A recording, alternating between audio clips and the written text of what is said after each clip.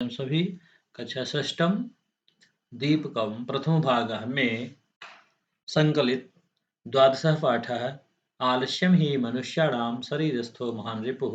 इस पाठ का अध्ययन करेंगे। द्वादशः पाठ चैप्टर नंबर 12 आलस्यम ही मनुष्याणाम, आलस्य ही मनुष्य का शरीरस्थो महान रिपुः, शरीर में स्थित सबसे बड़ा शत्रु है, रिपु है। ठीक है।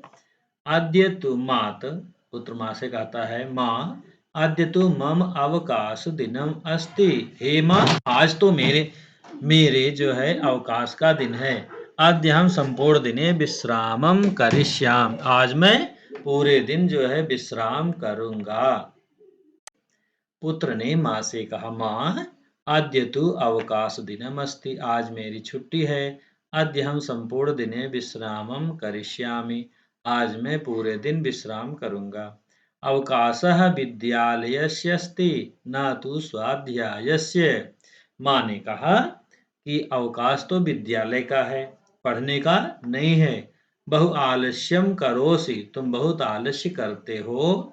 उत्तिष्ठ परिश्रमम को, उठो और परिश्रम करो।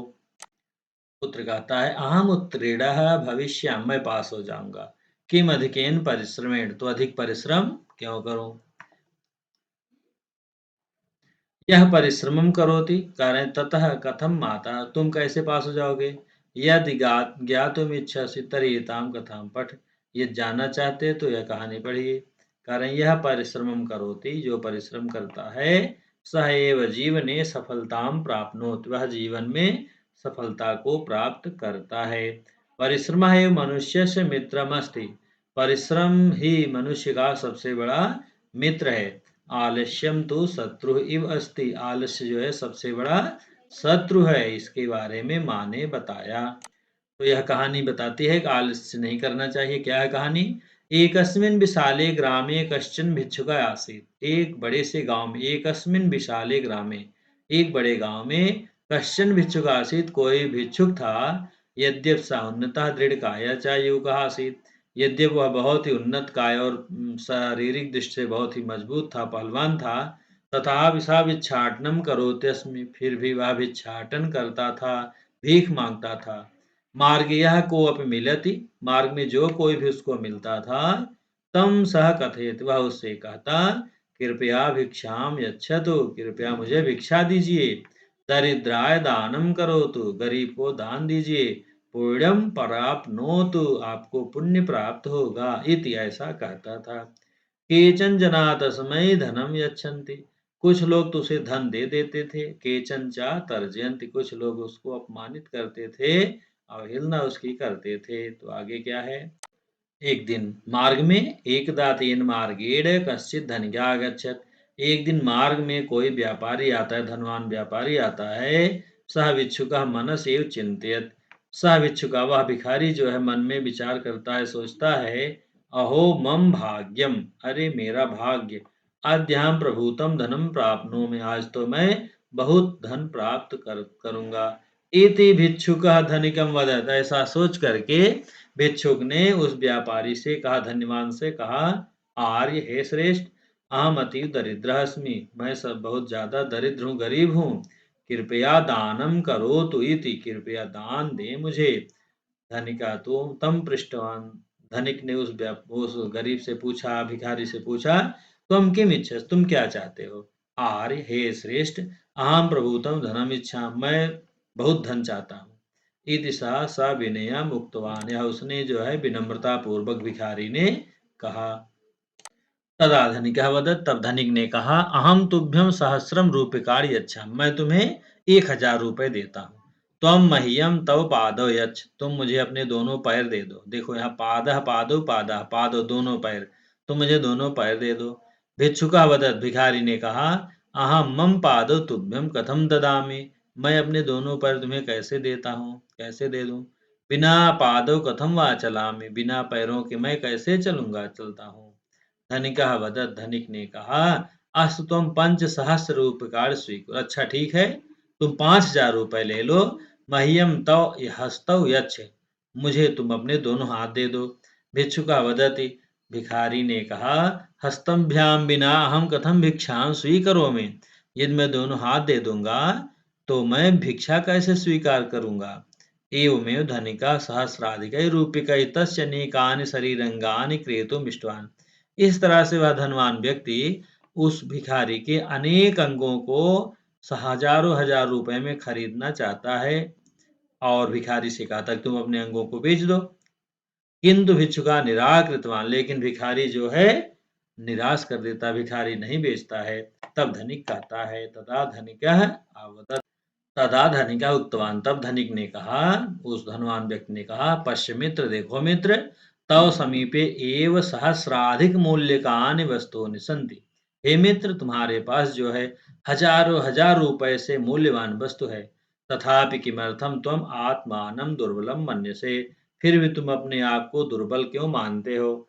सौभाग्येन एव वयम मानव जन्म प्राप्तवान। सौभाग्य से मुझे, हम सबको, वयम हम सबको, वयम देखिए यहाँ पर बहुवचन है, उत्तम पुरुष बहुवचन, वयम मानव जन्म प्राप्तवान, सौभाग्य से हम सबको मानव जन्म प्राप्त हुआ है।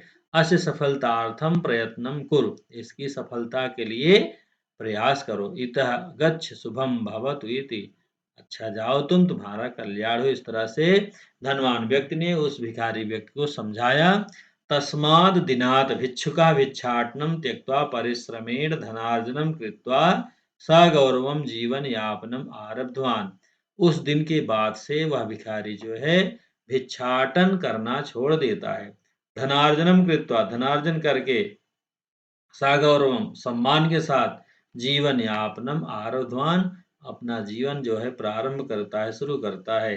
अतः एव सज्जना वदन्ति, इसलिए सज्जन लोग कहते हैं, क्या कहते हैं, आलस्यम ही मनुष्याणाम शरीरस्थो महान रिपुः नासदि उद्यम समो बंधु कृत्वायम नावसीदति।